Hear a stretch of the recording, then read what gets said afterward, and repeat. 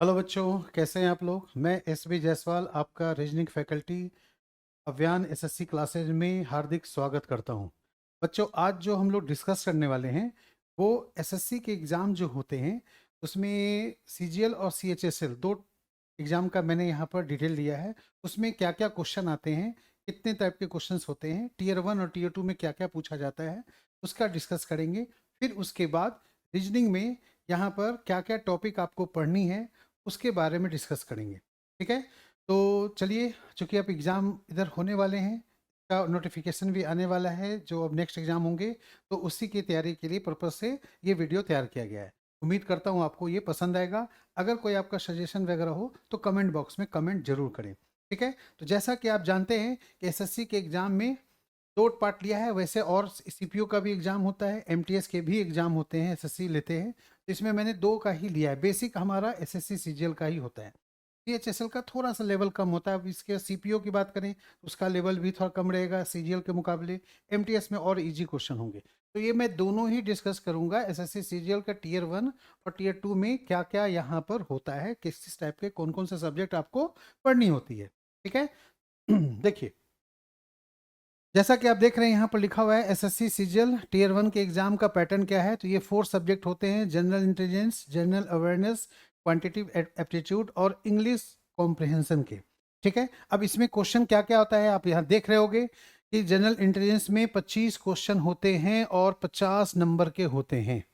ठीक है, 25 question 50 number, इसका मतलब हुआ कि एक क्वेश्चन जो होगा वो 2 नंबर के होंगे। करेक्ट। ठीक है, तो इसी तरह जनरल अवेयरनेस में भी 25 क्वेश्चन है, 50 नंबर होंगे। इसमें भी मैथ्स क्वांटिटेटिव एप्टीट्यूड मतलब मैथ्स होंगे, जिसमें अर्थमेटिकल और एडवांस दोनों होते हैं, वो भी 50 नंबर के होंगे। ठीक है, और फिर इंग्लिश में आएगा कॉम्प्रहेंशन लिखा है, तो कॉम्प्रहेंशन टाइप के क्वेश्चन थोड़ा ज़्यादा होंगे। बाकी फिल इन द ब्लैंक्स वगैरह उसी में आपको ग्रामेटिकली नॉलेज के आधार पर पूछा जाता है। इसके भी 50 नंबर होंगे। तो इस तरह से 100 क्वेश्चन में रहेगा आपको, चारों सेक्शन में 25-25 क्वेश्चन का। और नंबर कितने होंगे तो 200 नंबर का होगा। इसके लिए आपको टाइम कितना दिया जाएगा तो यहाँ पर 60 मिनट्स लिखा है। 60 मिनट के जो हैं वो आपको टाइम रहेंगे, 1 घंटे के अंदर आपको बनानी होती है। ठीक है, अब आप खुद सोचो कि हमें टाइम कितना देना चाहिए। कभी कभी क्या होता है, मैथ्स में थोड़ा ज़्यादा टाइम लगता है। ठीक है, लेकिन जनरल अवेयरनेस में क्या होता है, इसमें कम टाइम, क्योंकि इसमें तो बनाना कुछ होता नहीं है, जितने नॉलेज है जो आप जानते हैं फट से आप क्लिक करोगे उस पर। ठीक है, तो इसीलिए आपका इसमें फिर भी मैं बोलूँगा कि टाइम अप्रोक्स आप क्या रखोगे तो 20 से 25 सेकंड में क्वेश्चन करना होता है। अब आप खुद देखिए, यहाँ पर आपके 60 मिनट हैं। ठीक है, अब 60 मिनट को आप यहाँ पर 100 क्वेश्चन में कैसे करोगे डिवाइड। एक क्वेश्चन के लिए आपके पास क्या बचता है, तो लगभग 15-20 सेकंड के आसपास में ही सारे करने होते हैं। अब सारे तो बनते नहीं है, लेकिन फिर भी आप देख लो, चेक कर लो, इस साल और पिछले साल से कंपेयर कर लो। इस बार जो गया कट ऑफ कितना गया भाई, तो 170 के आसपास गया है। ठीक है, तो इसलिए आपको टारगेट थोड़ा हाई रखनी पड़ेगी। प्री में पास होने के लिए कम से कम 180 का टारगेट रखिए भाई, बहुत कम से कम क्वेश्चन छूटे। तो ये भी ध्यान रखिएगा। मैथ्स आजकल ज़्यादातर एवरेज बच्चे मैथ्स बना लेते हैं, ठीक ठाक रहता है उनका। ठीक है, और रीजनिंग भी आप 25 में से 23-24 तो लोग करके ही आता है। तो सबसे ज़्यादा दिक्कत कहाँ होती है, कम नंबर किस में होते हैं, तो जनरल अवेयरनेस में ये टॉपिक है। तो इसलिए अगर आप चाहते हैं कि इसको हम क्रैक करें तो आपको जनरल अवेयरनेस के क्वेश्चन पे ध्यान देना पड़ेगा। इसको आप इग्नोर नहीं कर सकते हो। सिलेक्शन का की पॉइंट यही है टॉपिक। क्योंकि आप ऐसा नहीं सोचो कि आपने 25 से 25 रीजनिंग बना दिया खुश हो गए, नहीं। ऐसा बनाने वाले हजारों बच्चे हैं। ठीक है, बहुत से ऐसे बच्चे हैं जो 25 में 25 मैथ्स बना लेते हैं। जो इंग्लिश बैकग्राउंड के बच्चे हैं उनका लिए इंग्लिश भी आसान हो जाती है। ठीक है, लेकिन जनरल नॉलेज जो होती है वो सबके लिए लगभग एक जैसा होता है। अब उसमें जो जिसका लेवल ऊपर रहेगा जनरल अवेयरनेस में, वही बच्चा क्वालिफाई कर लेगा। ठीक है, तो ये ध्यान रखिएगा, यहाँ पर जनरल अवेयरनेस को भी आप फोकस करके उस पर आप निकाल सकते हैं, क्वालिफाई क्रैक कर सकते हैं। ठीक है, ओके, ध्यान रखेंगे। इसमें नेगेटिव मार्किंग भी होता है। तो क्या नेगेटिव मार्किंग है, 0.50। एक क्वेश्चन गलती करेंगे तो आधा नंबर आपका कटेगा अलग से। उस क्वेश्चन पे तो आपका नंबर नहीं मिलेगा, लेकिन आधा नंबर अलग से कट जाएगा। ठीक है, बात समझ में आई? जैसे मान लिया मैं 2 क्वेश्चन में कंपेयर करूं, तो 2 क्वेश्चन अगर कोई बंदा सॉल्व करता है तो उसमें 4 नंबर, 2 नंबर 4 नंबर हो गए। अब एक क्वेश्चन गलत हो गया तो 2 ही नंबर मिलेगा। लेकिन जो क्वेश्चन सही हुआ है उसके 2 नंबर, और जो क्वेश्चन गलत हुए हैं उसके भी आधा नंबर कट जाएंगे, यानी 2 क्वेश्चन पे 1.5 नंबर मिलेगा। ऐसे इसमें होता है। ठीक है जी, चलिए अब आगे बढ़ें। ये तो बात हुई टीयर 1 की। टीयर 1 आप क्रैक करेंगे, ध्यान रखिएगा मेरिट लिस्ट में टीयर 1 का नंबर ऐड नहीं होता है। ये सिर्फ आपको टीयर 2 में जाने के लिए, क्वालिफाई करने के लिए ये आपका सिलेक्शन प्रोसेस लिया जाता है। ठीक है, और ध्यान रखिएगा टीयर 1 से टीयर 2 में जाने के लिए सिलेक्शन प्रोसेस क्या होती है, कितने बच्चों को सिलेक्ट किया जाता है, तो ये हर साल थोड़ा डिफरेंट है। तो 3 साल पहले देखा था हमने, जितनी भी वैकेंसी है उसका 15 गुना बच्चे को पास करके टीयर 1 से टीयर 2 में ले आते हैं। इस साल की अगर बात करें 2023 में, तो लगभग 8-9 गुने ही लिए गए हैं। तो मतलब ये हो गया है। और ये कट ऑफ कितना गया है भाई, तो 170 गया। तो सोच लो क्वेश्चन का लेवल थोड़ा आसान कर दिया ताकि बच्चे को कट ऑफ लेवल थोड़ा बढ़े। ठीक है, और उसके बाद उसका 8 गुना ही सीट का 8-9 गुना ही लिया गया। जहाँ 3-4 साल पहले 15 गुना लिया जाता था, अभी आप देखो ध्यान से तो सिर्फ 8 गुना ही लिया जा रहा है। ठीक है, तो ध्यान रखिएगा आपको पढ़नी है और हाई भी रखनी है, कि हम सिर्फ ऐसा नहीं कि 120-30 की आप उम्मीद करें, नहीं, आपको 170 के आसपास, 180 के आसपास टारगेट रखिए। में कम से कम गलतियां हो तो फिर आप श्योर हो जाओगे।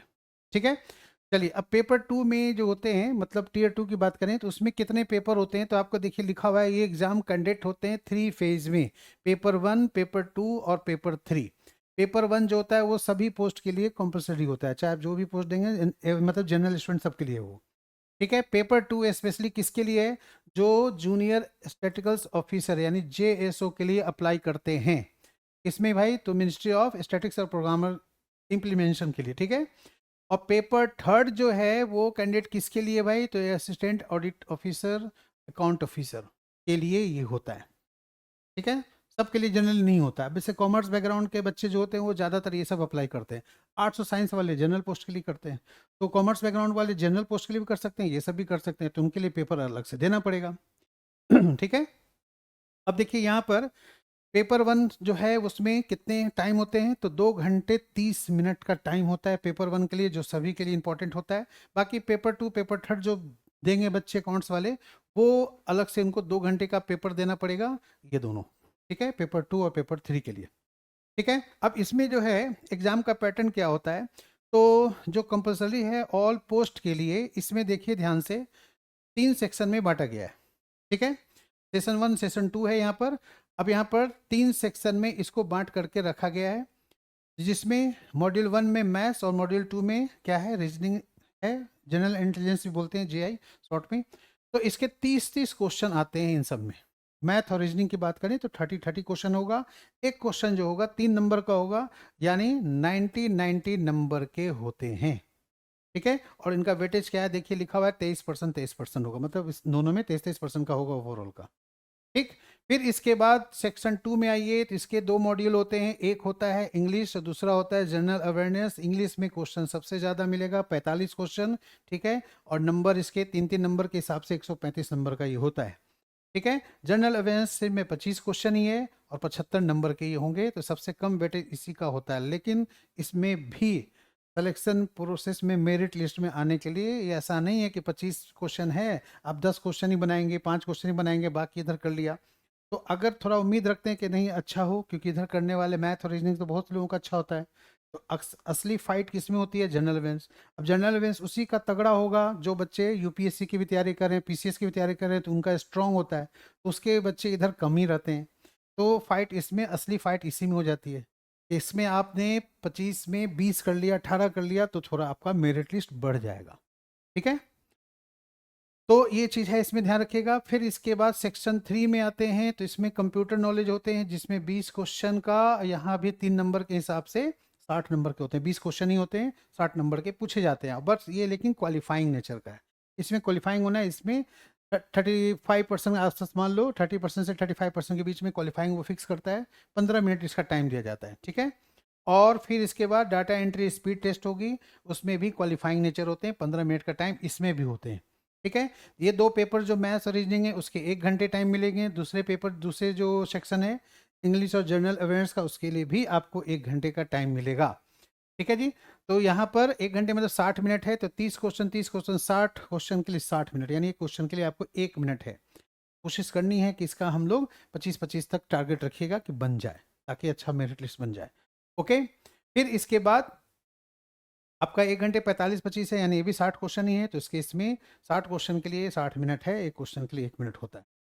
बहुत ज़्यादा इसमें क्वेश्चन में लेवल नहीं मतलब कि हाई होता है। मैंने देखा है कि जो पिछले साल जो एग्ज़ाम हुए थे इसमें लास्ट टाइम, तो प्री में जितना लेवल का क्वेश्चन था रीजनिंग मैथ्स में, उतना ही लेवल इसका भी था, बहुत ज़्यादा हाई लेवल का नहीं किया था।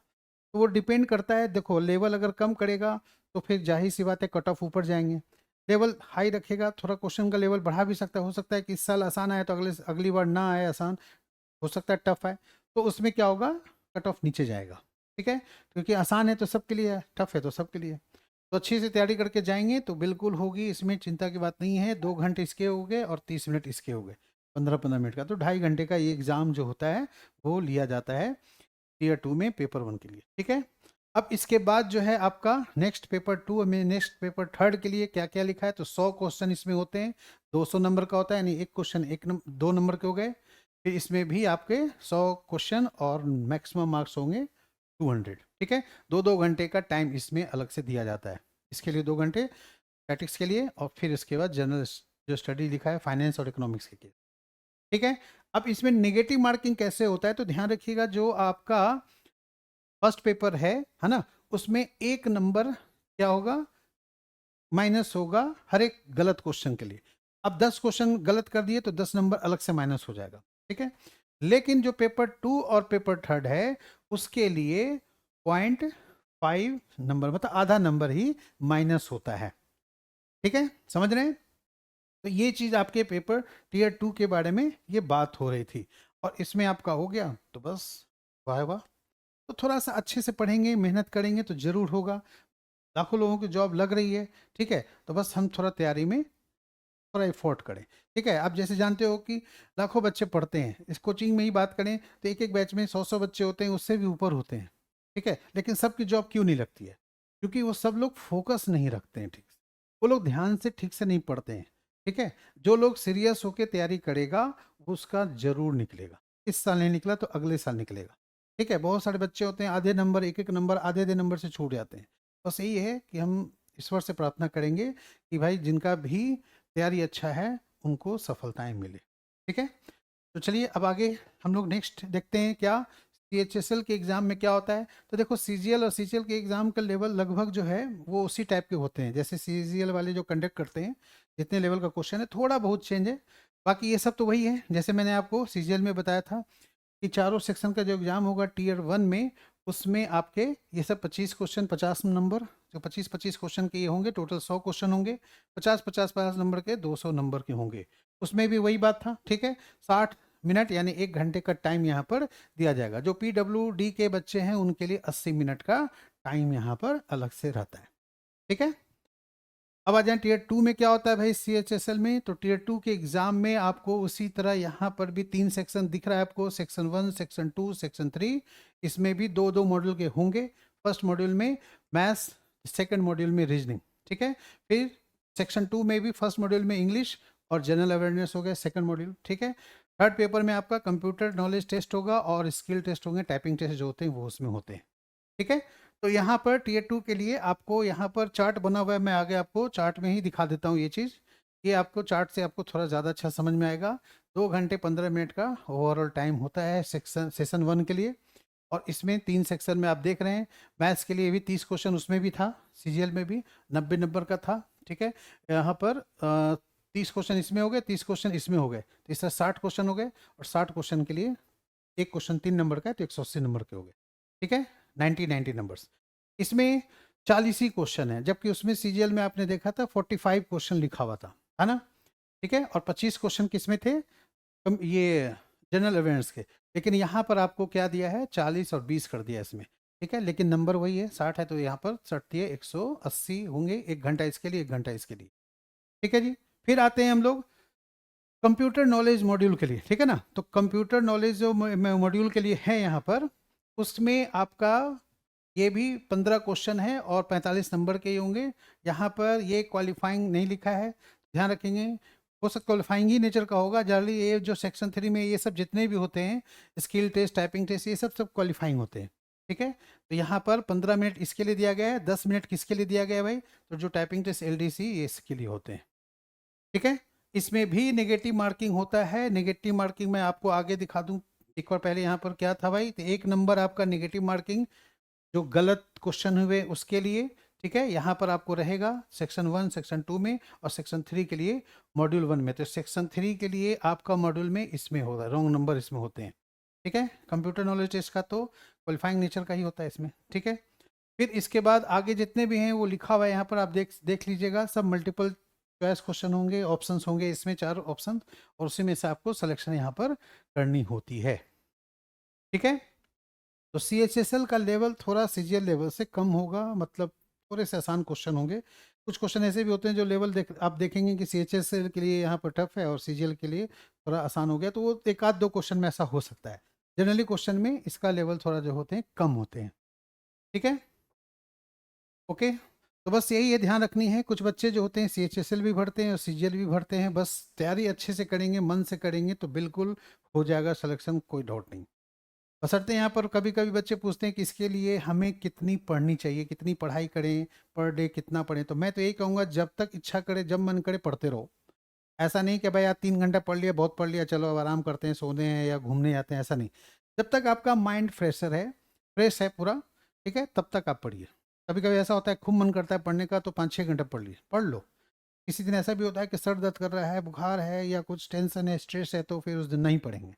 ठीक है, लेकिन ऐसा नहीं कि आज नहीं पढ़ा तो कल भी नहीं पढ़े, परसों भी नहीं पढ़े, ऐसा नहीं। पढ़ना तो पड़ेगा ही। इसलिए आप यहाँ पर जिस दिन मन ना करे उस दिन घूम फिर आओ, मूवी देख लो, कोई कॉमेडी सीरियल देख लो, है ना, तो उससे थोड़ा माइंड फ्रेश हो जाए। ठीक है, बस प्रेशर लेकर ज़्यादा नहीं पढ़नी है। हाँ, मन में टारगेट रखनी है कि हमें जॉब लेनी है, जॉब लगेंगे, मिल जाएगा तो सोचो क्या होता है, लेवल आदमी का बढ़ जाता है, समाज में इज्जत बढ़ जाती है, परिवार में इज्जत बढ़ जाती है ना, वैल्यू बढ़, स्टैंडर्ड बढ़ हो जाता है थोड़ा। इसलिए आप इस टारगेट को रख के चलिए, हमें जॉब हर हालत में लेनी ही लेनी है। ठीक है, जब आपके अंदर खुद आप अपना प्रेशर बनाओगे कि अपने हिसाब से खुद अगर सोचोगे कि नहीं मेरे को लेना ही लेना है, फिर देखिएगा आपका इंटरेस्ट बढ़ेगा, आपको पढ़ने का खुद भी मन करेगा। ठीक है, खुद ही आप चाहोगे कि नहीं मैंने आज 2 घंटा पढ़ो, चलो आज 4 घंटा पढ़ लूँ, ऐसा होता है। ठीक है ना, तो अगर एग्ज़ाम कंप्लीट करनी है तो बच्चों ध्यान रखना है, थोड़ा सीरियस होकर करेंगे तो हर एक एग्ज़ाम दुनिया में निकल जाता है। ठीक है, अब यहाँ पर मैं बात करूँगा कि रीजनिंग की। रीजनिंग में क्या क्या टॉपिक होते हैं, क्या क्या सब्जेक्ट आपको पढ़ना है, में मैं आपको डिस्कस करूँगा। रीजनिंग में जैसा कि आप जान रहे हैं 25 क्वेश्चन होते हैं किसमें, टीयर 1 में, और 30 क्वेश्चन होता है टीयर 2 में। ठीक है, तो टीयर 1 में 25 क्वेश्चन में 22, 23, 24 बच्चे कर ही लेते हैं। बहुत से बच्चे होते हैं जो 25 में 25 कर लेते हैं। इसी तरह 30 में भी 25 से ऊपर ही होता है क्वेश्चन करते हैं। और आप भी थोड़ा सा भी मेहनत करोगे तो हो जाएगा, कोई दिक्कत नहीं। ठीक है, तो अब इसमें क्या किया गया है, 2 पार्ट इसके रीजनिंग के होते हैं। एक होता है हमारा वर्बल पार्ट, और दूसरा क्या होता है, नॉन वर्बल पार्ट। ठीक है, एक वर्बल पार्ट हो गया और दूसरा क्या होगा, non verbal part. Non verbal part क्या होता है, फिगर से रिलेटेड क्वेश्चंस होंगे। ठीक है, इसका दूसरा नाम होता है विजुअल रीजनिंग। क्या बोलेंगे, विजुअल रीजनिंग, यानी दृश्यता, दृश्य वाली, उसमें विजुअल रीजनिंग इसमें बोला जाता है। ठीक है, तो 25 क्वेश्चन अगर टीयर 1 में है तो भाई कितने कितने आएंगे, तो बेस मान लो जो यहाँ पर के 20 के आसपास इसमें आएंगे, 5 के आसपास इसमें आएंगे। अब अगर यहाँ 5 से 6 क्वेश्चन करता है तो ये 19 क्वेश्चन करेगा, 7 क्वेश्चन इसमें देता है तो 18 करेगा। तो मैक्सिमम मान लो 5 तो रहता ही रहता है, फिर उससे 6, 7, 8 कभी कभी कर सकता है, मैक्सिमम 8 क्वेश्चन कर सकता है, उससे ज़्यादा नहीं। तो फिर इसके हिसाब से यहाँ पे 17 क्वेश्चन कर देगा। ठीक है, वर्बल रीजनिंग में भी 2-3 हिस्से में इसको रखा गया है। एक हुआ लॉजिकल रीजनिंग, दूसरा होता है एनालिटिकल रीजनिंग, तीसरा होता है मेंटल एबिलिटी टेस्ट। ये सब 3 पार्ट 4 पार्ट में रख लेते हैं लोग, लेकिन वर्बल में ही वो रखेंगे जिसमें फिगर नहीं हो, स्टेटमेंट वाले क्वेश्चन होते हैं और नंबर्स वाले होते हैं, वो सब चीज़ें। ठीक है, केवल पिक्चर से रिलेटेड जो होगा, क्या क्या टॉपिक है वो हम लोग आगे देखेंगे, वो नॉन वर्बल में ही होगा। ठीक है, तो बच्चों देखो यहाँ पर वर्बल में मैंने अभी 10 लिखा है, अगले की स्लाइड में और भी टॉपिक हैं, तो यहाँ पर मैंने ये 10 टॉपिक पहले लिखे हैं। यहाँ पर फर्स्ट मैंने लिखा है, यहाँ पर देखो अल्फ़ाबेट से क्वेश्चन होते हैं, ठीक है। तो अल्फ़ाबेट से क्वेश्चन आपका रहेगा, जिसमें अल्फ़ाबेट के बारे में इसमें क्वेश्चंस आपको मिलेंगे, ठीक है। नेक्स्ट होगा आपका कोडिंग डिकोडिंग। कोडिंग डिकोडिंग भी अल्फ़ाबेट से ही रिलेटेड होते हैं, यहाँ पर कोड और डिकोड करना होता है, और डिकोडिंग से भी कोडिंग ढूंढना पड़ता है। ये सब जो है, अब अल्फ़ाबेट में क्या होता है भाई, इंग्लिश के होते हैं, ABCD, वहाँ उसी से रीजनिंग बना के दे देता है। अब कोडिंग डिकोडिंग भी है ये चीज़, तो कोडिंग डिकोडिंग भी पढ़ना है, चूंकि एग्जाम में आते हैं, हर एग्जाम में आते हैं। SSC CGL के अलावा आप रेलवे का दो, पुलिस का एग्जाम दो, उसमें भी आपसे पूछेगा। यहाँ इवन तक अगर आप IAS का एग्जाम देते हैं, CSET पेपर होता है, उसमें भी कोडिंग डिकोडिंग अल्फ़ाबेट से क्वेश्चन होते हैं। तो this is very very important topic, ठीक है। आप इस टॉपिक को इग्नोर नहीं कर सकते। क्यों जरूरी है ये पढ़ना? तो देखो, एक कोडिंग डिकोडिंग आमतौर पे क्या होता है, कूट भाषा, मतलब हम लोग शॉर्टकट में किसी से बोल सकते हैं। डायरेक्ट हम चाहते हैं किसी अपनी बात को छुपाएं, तो उसको कोड वर्ड में लिख देता है, ठीक है। ये पुलिस वाले ये सब काम करते हैं, जासूस जो होते हैं, या CBI की बात करो, IB की बात करो, तो वो सब ये कोडिंग डिकोडिंग का ही यूज करते हैं, ताकि पता ना चले, छुपा के रखा जाए, गुप्त रखा जाए। इसलिए ये सब पहले से बच्चे पढ़े रहेंगे तो उनको आइडिया रहता है, तो इसलिए एग्जाम में इसको दिया जाता है, तो इसलिए इंपॉर्टेंट है, ठीक। फिर आते हैं एनालॉजी, ये भी इंपॉर्टेंट क्वेश्चन है। आपको अल्फ़ाबेट से 2 क्वेश्चन होंगे, कोडिंग डिकोडिंग से 2 क्वेश्चन होंगे, एनालॉजी से 2-3 क्वेश्चन होगा, ठीक है। क्लासिफिकेशन से 2 क्वेश्चन होंगे।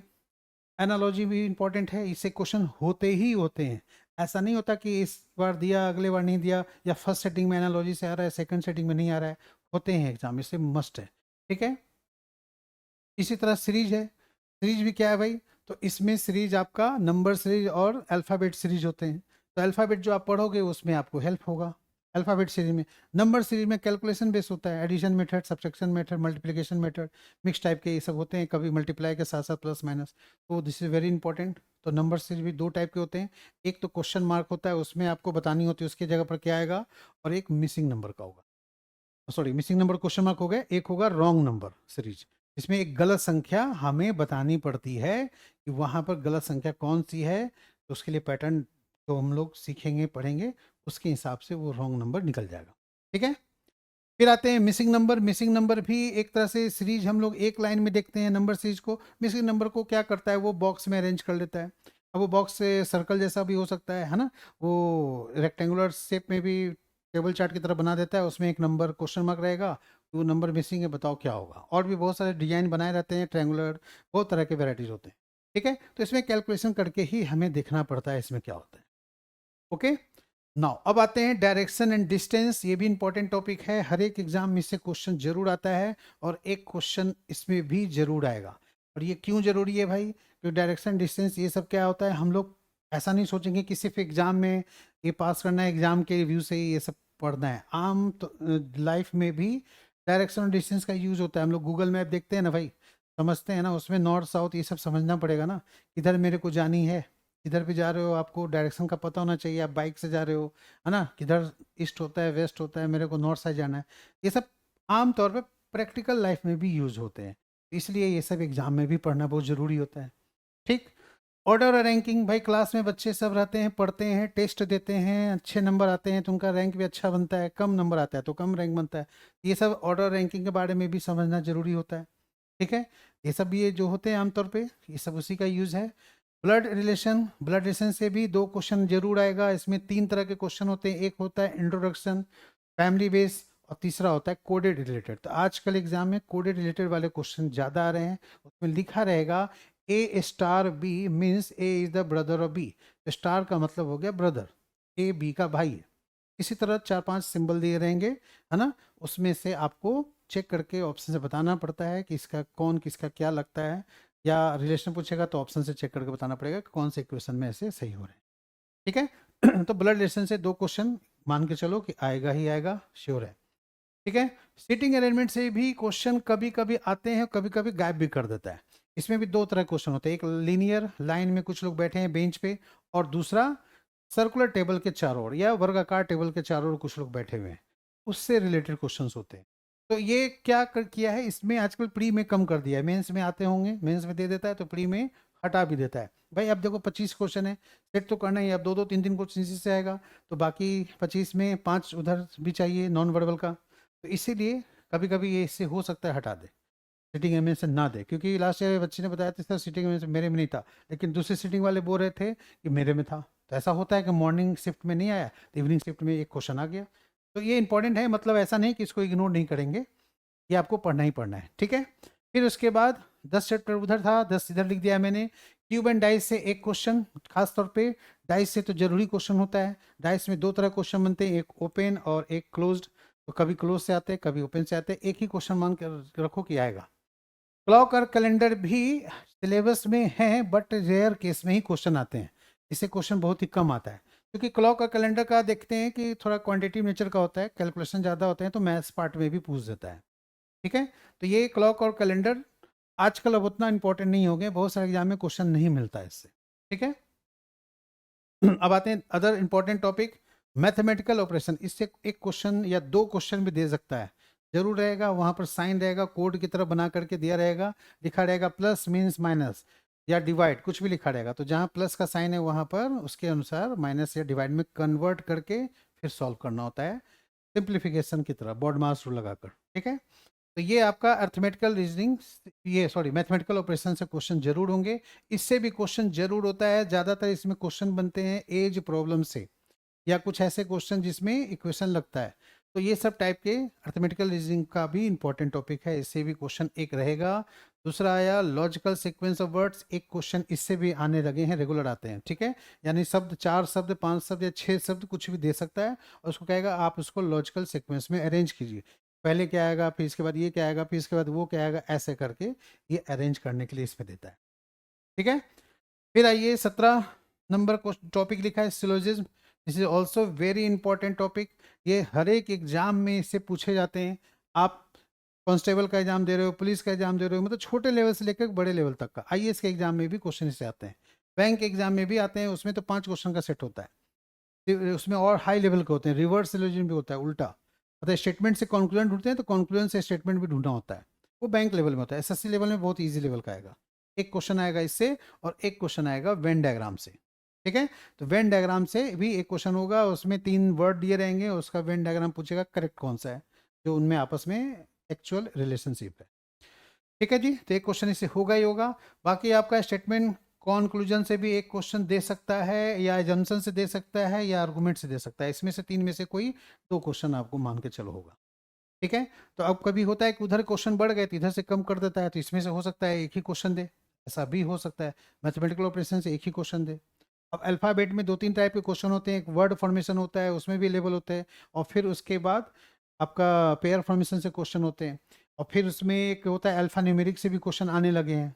पहले तो बैंक में ज़्यादा आता था, लेकिन अब एसएससी में छोटे लेवल का अल्फा न्यूमेरिक से भी क्वेश्चन दे देते हैं, इसमें अल्फाबेट के साथ साथ नंबर भी है, और उसमें सीक्वेंस में पूछा जाता है कौन किसके पीछे है या आगे, ऐसे करके प्रीसीडेड बाय फॉलोड बाय करके क्वेश्चन होते हैं, ठीक है बच्चों। तो ये आपका वर्बल पार्ट हमने देखा 20 टॉपिक ही लिखे हैं इसमें, 20 टॉपिक बना के लिखे हैं। बहुत सारे सिलेबस आप देखोगे एक्चुअल में एसएससी में, तो इस 20 को भी 25-30 में बांट दिया है, मतलब अलग अलग कर दिया, जैसे इवेंट डायग्राम अलग किया, सिलोजिज्म अलग कर लिया, है ना। अब आपको उसमें अल्फाबेट में भी वर्ड फॉर्मेशन पेयर फॉर्मेशन अलग अलग करके दिखाते हैं। सिटिंग अरेंजमेंट मैंने एक लिखा है, उसमें अलग अलग करके दिखाते हैं, लीनियर एलिमेंट्स और सर्कुलर का अलग अलग टॉपिक बना के, तो इस तरह से 20 से ज़्यादा हो जाते हैं। तो ऐसा नहीं होता, वो चीज़ वही है, उसको हमने शॉर्ट में लिखा है। अब आते हैं नॉन वर्बल की बात करें, तो नॉन वर्बल में 8 टॉपिक मैंने लिखा है यहाँ पर, 8 से क्वेश्चन 7 या 8 क्वेश्चन आ सकते हैं, या 5 मैक्सिमम, मतलब मान के चलो 5 क्वेश्चन तो रहेंगे ही रहेंगे। और सबसे इंपॉर्टेंट कौन है, काउंटिंग फिगर्स, एक क्वेश्चन पक्का। Number of triangles, number of square या रेक्टेंगल्स या पैरेललोग्राम पूछते हैं, कोई भी एक ही देगा, ज़्यादा नहीं देगा, ठीक है। फिर इमेजेस से question, mirror image, water image, ज़्यादातर मिरर इमेज से क्वेश्चन आता है एग्जाम, एक ही देगा, ज़्यादा नहीं देगा, लेकिन रहेगा जरूर, ठीक है। फिर आया पेपर फोल्डिंग कटिंग, उससे भी एक क्वेश्चन जरूर है, पेपर को फोल्ड किया, फिर उसके बाद कट किया, डिजाइन बनाया, तो ओपन करेंगे तो कैसा लगेगा, मतलब ऑप्शन में कौन सा सही दिखेगा, ये आपको बताना होता है, करेक्ट। फिर आइए इनकम्प्लीट फिगर, ये भी, इससे भी क्वेश्चन जरूर होते हैं आपके। एक फिगर को 4 सेक्शन में बांट देगा, एक सेक्शन मिसिंग रहेगा, 3 सेक्शन का डिजाइन बना रहेगा, जो मिसिंग रहेगा उसको कहेगा ऑप्शन से ढूंढिए और मैच कीजिए कि कौन से यहाँ पर सही से मैच होंगे, ठीक है। पांचवा क्या आ गया, एम्बेडेड फिगर, छिपी हुई आकृति, पिक्चर के अंदर बहुत सारे पिक्चर बने रहते हैं और वो बोलते हैं ये एक क्वेश्चन में अलग से फिगर दे देगा, ठीक है। जैसे मान लिया स्वास्थ्य का साइन दे दिया अलग से क्वेश्चन में, और फिर वो ऑप्शन दे दिया, आप स्वास्थ्य उसमें ढूंढिए किसमें स्वास्थ्य छुपा हुआ है, वही डिजाइन का टाइप का, ठीक है। अब डॉट सिचुएशन फिगर ये कभी कभी आता है, रेगुलर नहीं आता। उसमें क्या होगा, दो तीन फिगर का कॉमन वो कंबाइंड होंगे और बीच में डॉट दे सकता है, एक सिंगल भी दे सकता है, दो भी दे सकता है, तीन तीन डॉट भी देते हैं, और वो क्वेश्चन रहता है और उसी जैसा हूबहू ऑप्शन में ढूंढना पड़ता है कि इसमें ऐसा बन रहा है, ठीक है जी। तो ये रेगुलर नहीं होता, ठीक है, ये हो सकता है, ऐसा नहीं हो सकता। एक आपका हो गया फिगर सीरीज से, ठीक है। फिगर सीरीज में पिक्चर का एक चार फिगर दिया, वो बढ़ता जा रहा है, कभी घट रहा है या रोटेट कर रहा है, तो चार फिगर के बाद पांचवा फिगर जो आएगा वो ऑप्शन से कौन सा सही है, ये कभी कभी होते हैं, ठीक है। और फिर आ गया फिगर रिलेटेड एनालॉजी और क्लासिफिकेशन, इससे भी कभी कभी एक क्वेश्चन आता है, मतलब एक फिगर का दूसरे फिगर से जो रिलेशन है, तीसरे का चौथे से क्या होगा, ठीक है। और क्लासिफिकेशन में क्या रहेगा, चार ऑप्शन में चार फिगर रहेंगे, कौन सा फिगर अलग डिजाइन का दिख रहा है वो आपको दिखाएगा। तो क्लासिफिकेशन को हम लोग ऑड वन आउट भी बोलते हैं, ठीक है, ऑड वन आउट। इसलिए आपका, मैंने अभी इसके पहले वर्बल में भी लिखा था एनालॉजी क्लासिफिकेशन, वहाँ वर्ड और नंबर से रिलेटेड थे। यहाँ पर आपको किससे रिलेटेड होगा, तो पिक्चर से रिलेटेड होगा। तो हो सकता है वहाँ अगर कम आ रहा है, दो क्वेश्चन आ रहा है, तो यहाँ एक क्वेश्चन बढ़ा के कर सकता है, एनालॉजी से या क्लासिफिकेशन से दे सकता है, ठीक है। अब इसमें आपका ये, जैसे मैंने बोला कि ये तो पांच पक्का रहते ही रहते हैं और इनमें से एक तो क्वेश्चन दे सकता है, तो दे देगा, तो सात क्वेश्चन हो जाएंगे नॉन वर्बल से। मान लिया दो क्वेश्चन और आ गए, तो उधर आपका 18 क्वेश्चन होगा वर्बल का पार्ट का। तो कुछ कम या ज़्यादा कर सकता है वो अपने हिसाब से, ठीक है। तो ये था हमारा एसएससी में एग्ज़ाम में एनालिसिस करना कि यहाँ पर क्या सीजीएल में आते हैं, सीएचएसएल में क्या क्या कितने नंबर्स के क्वेश्चंस आते हैं, ठीक है। और दूसरा रीजनिंग में क्या क्या आपको टॉपिक में पढ़ाता हूँ यहाँ पर, और सीजीएल में क्या आपको पढ़ाया जाएगा, ये सब जो टॉपिक लिखे हुए हैं आप एसएससी का बेस सीजीएल मान करके लिखा गया है। इसमें आपको जब ये पढ़ लोगे तो उसके आधार पर आपके अपने आप सीएचएसएल की भी तैयारी हो जाएगी, एमटीएस का भी होगा, सीपीओ का भी हो जाएगा, कोई अलग से आपको नहीं पढ़ना पड़ेगा, ठीक है। यहाँ तक कि सीसेट के पेपर में भी ये सब जो आते हैं इसी टॉपिक्स में से ही रहते हैं, उसकी भी तैयारी हो जाएगी। हाँ, बैंक के आप एग्ज़ाम के लिए थोड़ा अलग होता है वर्बल में, उसमें वो सेक्शन कुछ पार्ट अलग होते हैं, कुछ पार्ट इससे मिलते जुलते हैं, जैसे डायरेक्शन सिटिंग में रहेगा ही रहेगा, ब्लड रिलेशन होगा, कोडिंग डिकोडिंग हो गए, सीरीज हो गए, वो बैंक के एग्जाम में भी आते हैं, ठीक है। सिलोजिज्म हो गया है ना, स्टेटमेंट वाले क्वेश्चन हो गए, उसमें लेवल थोड़ा बड़ा रहता है। एक्स्ट्रा आपका उसमें बैंक एग्जाम में इनपुट आउटपुट वगैरह हो गए, वो सब आते हैं उसमें, है ना। इन्फ्रेंस वाले क्वेश्चन उसमें मिलेंगे आपको। तो खैर वो जब बैंक एग्जाम की बात होगी तो उसमें हम लोग बताएंगे। अभी हमने आपको जो डिस्कस किया है वो एसएससी के एग्जाम के पैटर्न के व्यू से डिस्कस किया है, ठीक है। अब इसके अलावा आपको जो भी क्वेरी हो कमेंट बॉक्स में कमेंट करके पूछ सकते हैं, ठीक है।